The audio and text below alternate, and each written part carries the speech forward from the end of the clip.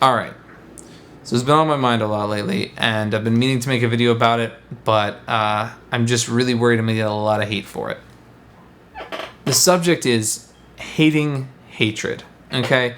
And before I get into what that means and what I'm talking about, I want to talk about what it would be like if you're in an argument with your friend.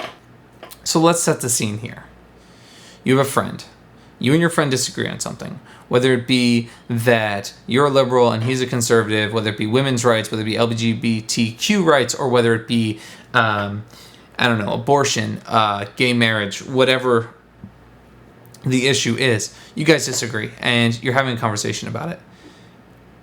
I don't think that your first response to them is going to be screaming in their face.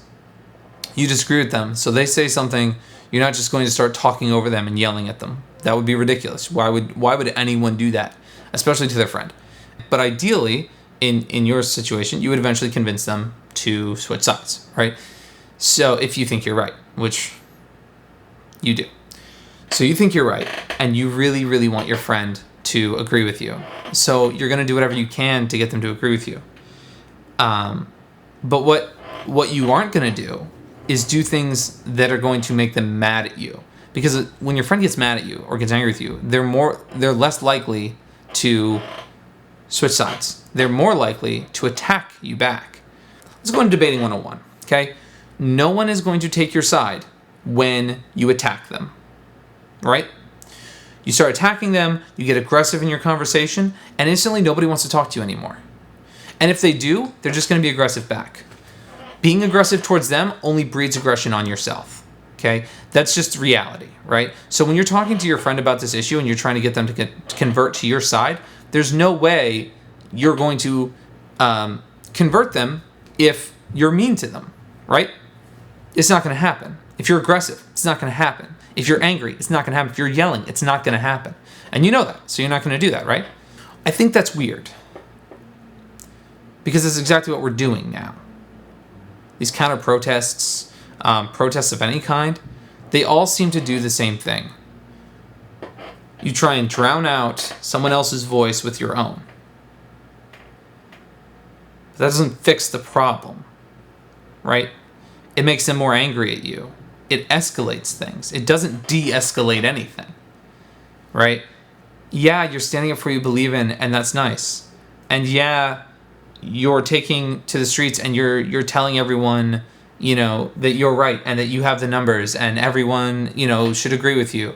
And that's all well and good. And for the people sitting at home who see it, they might hear you, they might not. But the people that are against you are going to be more against you, not more for you.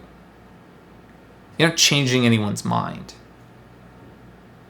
When they say something you disagree with, you need to let them know. But when they say something you agree with, you also need to let them know because you need them to know that you respect them. If you don't respect them, they're not going to listen to you. No one's going to listen to someone that doesn't respect them. Why would they? You wouldn't. If someone showed you time and time again that they don't respect you, you wouldn't listen to them. And I'm not saying that in this situation we should all be lovey-dovey and hippies and shit.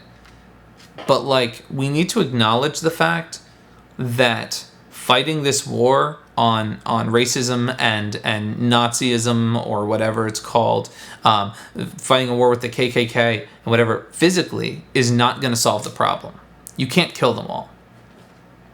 You can't. This ideology is always going to exist. There are always going to be people who align themselves with it. But we need to stand up now and say, they're not the majority.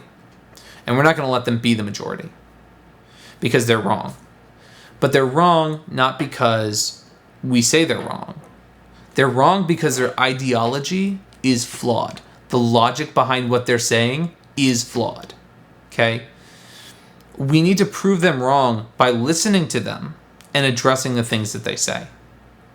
Don't just tell them they're stupid or they're dumb or you can't hate someone because of race. They think they can. It's like arguing with an atheist and using the Bible as your reference. You can't do that because the atheist doesn't give a crap what the Bible says. The Bible can say whatever it wants. But an atheist doesn't care because they don't believe it's true anyway. So stop arguing with them with things they don't believe are true. Right? Fight them with facts.